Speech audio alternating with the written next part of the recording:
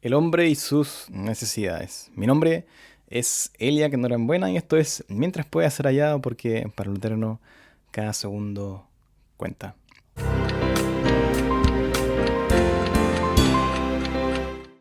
Antes de comenzar, si disfrutas del contenido, dale me gusta, suscríbete y activa la campana para que seas notificado de futuros videos.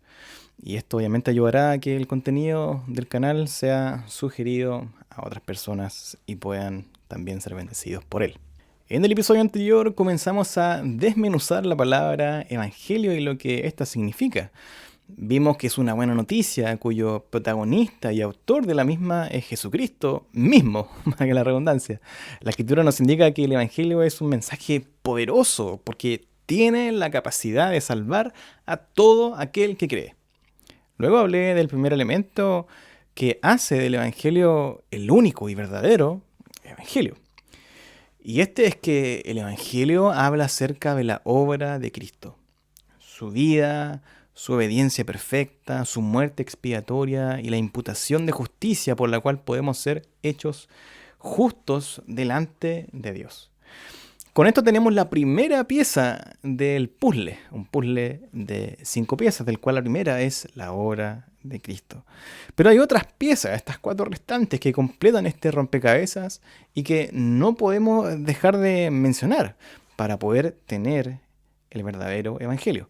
La ausencia de cualquiera de estas genera un evangelio diferente y por lo tanto falso. Te doy un ejemplo, aunque aún no hemos mencionado todos los otros 4 elementos, imagina que los tenemos todos, pero no tenemos el elemento que acabamos de mencionar en el episodio anterior, que es la obra de Cristo. ¿Qué pasa entonces? Si no necesitamos un Salvador, nos podemos salvar a nosotros mismos.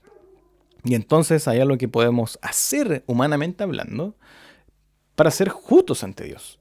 Esto se ve lamentablemente en otras religiones que creen en una salvación en donde las obras de los hombres, por buenas que sean, juegan un rol en la justificación ante Dios. Lo que genera en todos estos casos un falso evangelio. Pasemos hoy entonces al segundo elemento del evangelio.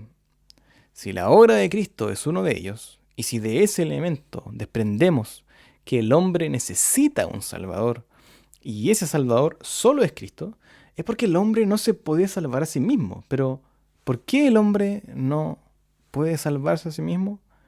Este es el segundo elemento imprescindible del Evangelio.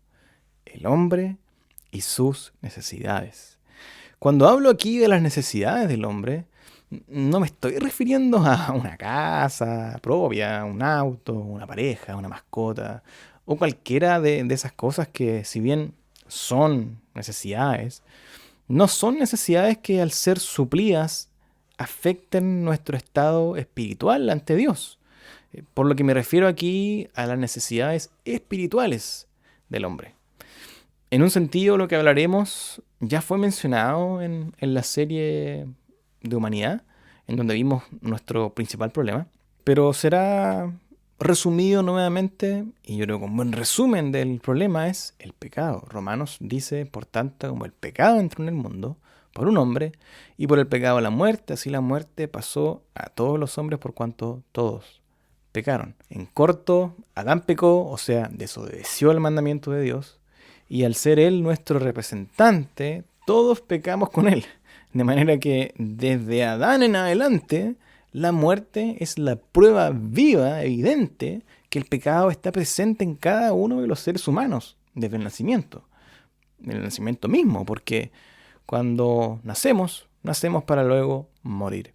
Esto evidencia que el hombre nace con una naturaleza de pecado que se ve graficada muy bien en lo que dice Génesis, al decir, y vio Jehová que la maldad de los hombres era mucha en la tierra, y que todo designio de los pensamientos del corazón de ellos era de continuo solamente al mal. La depravación del hombre en términos bíblicos es total. No hay esfera de la vida de la humanidad que no haya sido infectado por el pecado. Todos sus pensamientos e intenciones han sido manchados. Pablo, al hablar del estado previo, habla a los creyentes de Éfeso diciendo, y Él os dio vida a vosotros cuando estabais muertos en vuestros delitos y pecados.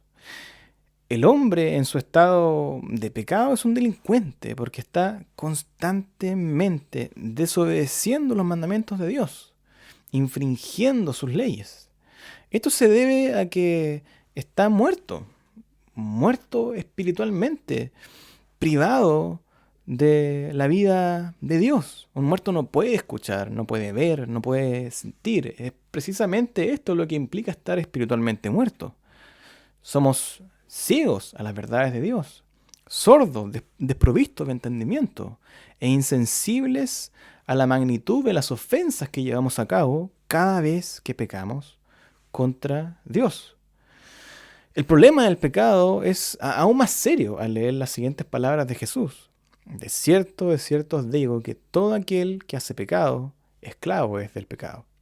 El pecado toma dominio de todo aquel que peca. ¿Y quién no peca? Todos hemos pecado, todos pecamos.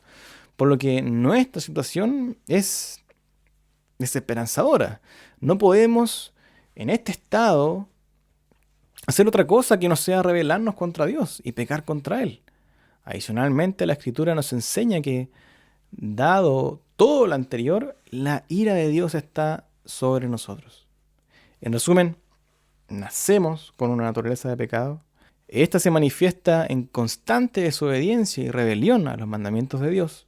Al estar en pecado, estamos muertos espiritualmente y somos esclavos de un amo que no podemos vencer, el pecado mismo. ¿Cuáles son las necesidades del hombre entonces?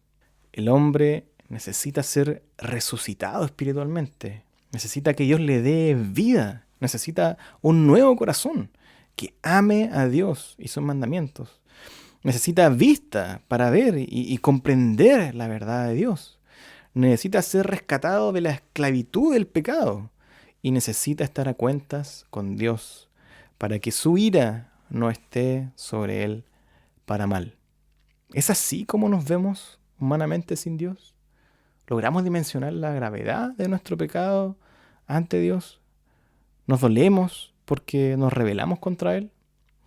Esta segunda pieza, el de nuestras necesidades, es elemental en el mensaje del Evangelio. Esto es todo por hoy.